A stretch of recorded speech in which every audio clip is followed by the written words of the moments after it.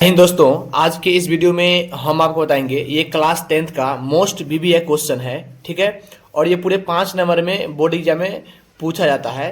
Question है, दो ऐसे क्रमागत विषम धनात्मक पूर्णांक ज्ञात कीजिए जिनके वर्गों का योग 290 है। ठीक है। मैं पूरे आपको बेसिक से बताऊंगा। इस वीडियो को आप पूरा प्लीज देखिए, आपको समझ में आ जाएगा। ठीक है। तो सबसे पहले हम यहाँ पे लिखेंगे हल। ठीक है। यहाँ पे लिखेंगे हल। ठीक है, ये मैंने लिख दिया। ठीक,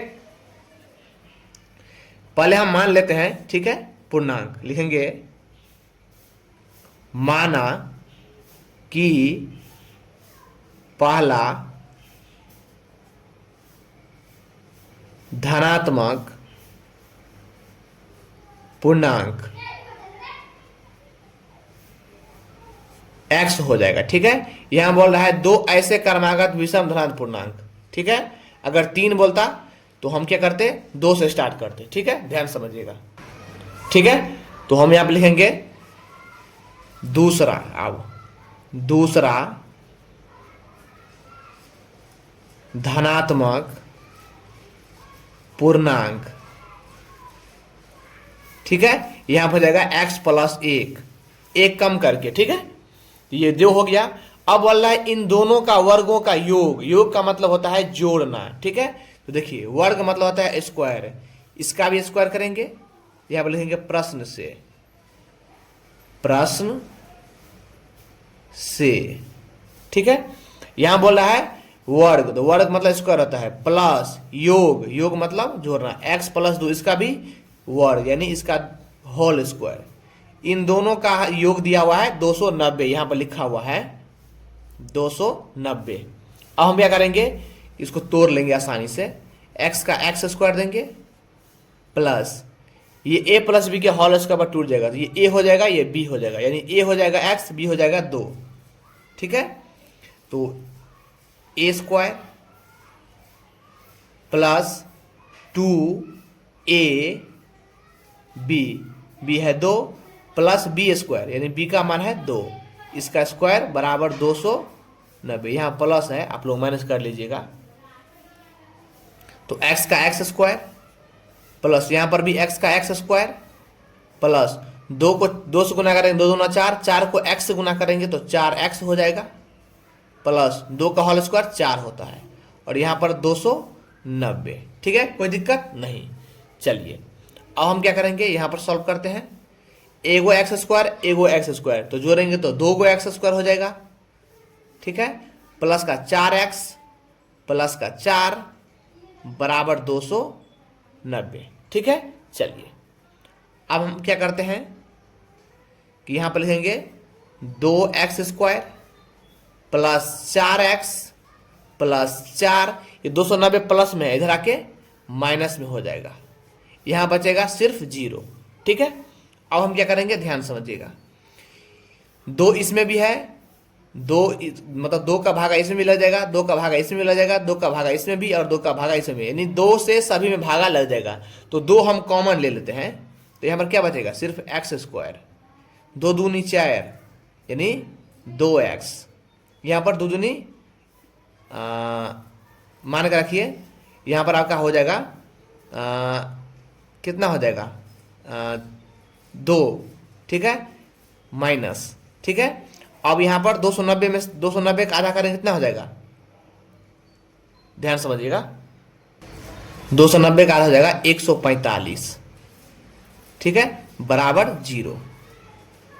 अब देखिए x का x², ठीक है, प्लस 2 का 2x, देखिए प्लस माइनस माइनस, तो 145 में से हम 2 घटाएंगे तो ये माइनस का 143 आ जाएगा। ठीक है, 145 में से हम ये 2 घटा दिए हैं, तो प्लस माइनस माइनस चिन्ह होता है बड़ी संख्या का, बड़ी में माइनस लगाए तो माइनस लगा दिए, बराबर ये 0। ठीक है, अब देखिए ये 2 गुना में, इधर आके बाटा में आ जाएगा।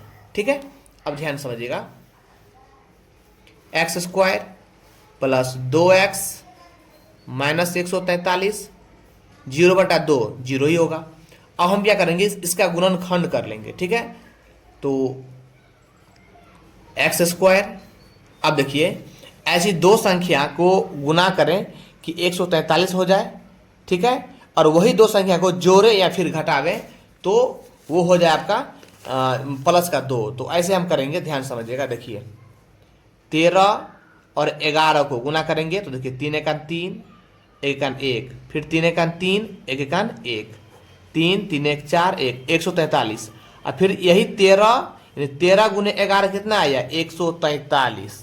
ठीक है, फिर यही 13 में से हम 11 घटाएंगे तो ये 2 आ जाएगा प्लस का। ठीक है, तो 2 के जगह पर हम लिखेंगे 13 और 11। ठीक है, देखिए तो यहाँ पे लिखेंगे हम 13x माइनस 11x माइनस 143, यानी 13x में से 11x घटाएंगे तो 2x होगा, और 13 11 गुना करेंगे तो 143 हो जाएगा बराबर 0।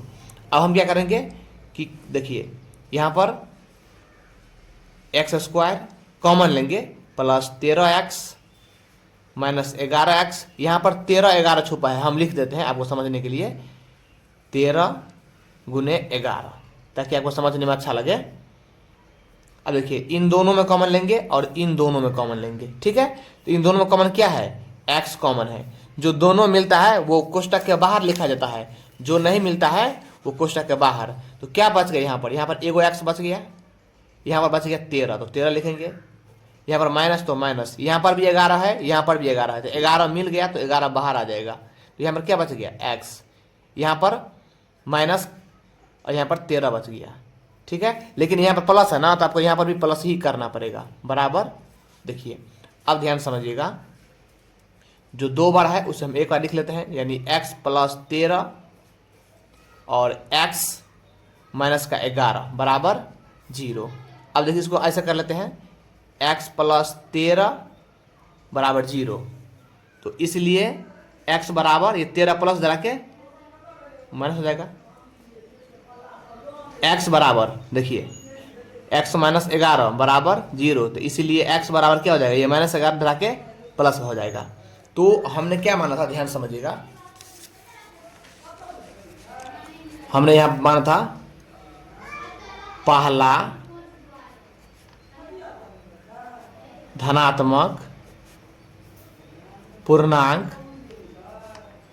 x। देखिए x का मान दोनों भाग निकला है, x का मान इधर भी निकला है, x का मान इधर भी निकला है, लेकिन हम लेंगे कौन, प्लस वाला, यानी धनात्मक लेंगे ना कि ऋणात्मक। तो धनात्मक में क्या है 11 है प्लस में, तो x का मान 11 लेंगे। ठीक है, तो x का मान कितना हो जाएगा 11। ठीक है, चलिए दूसरा क्या माने थे हम, दूसरा धनात्मक पूर्णांक क्या मानते x प्लस 2, यानी x का मान 11 है और प्लस 2, तो कितना हो जाएगा 13। ठीक है, तो यही आपका आंसर हो गया, एक होगा आपका 11, एक हुआ 13, यही आपका आंसर हो गया। ठीक है, तो आप यहाँ से आराम से नोट कर सकते हैं, ये पूरे 5 से 6 नंबर का सवाल है, ये पूरे 5 से 6 नंबर का सवाल है। वीडियो अच्छा लगा हो तो लाइक करना, चैनल को सब्सक्राइब जरूर करना। मिलते हैं अगली वीडियो में, तब तक जय हिंद जय भारत।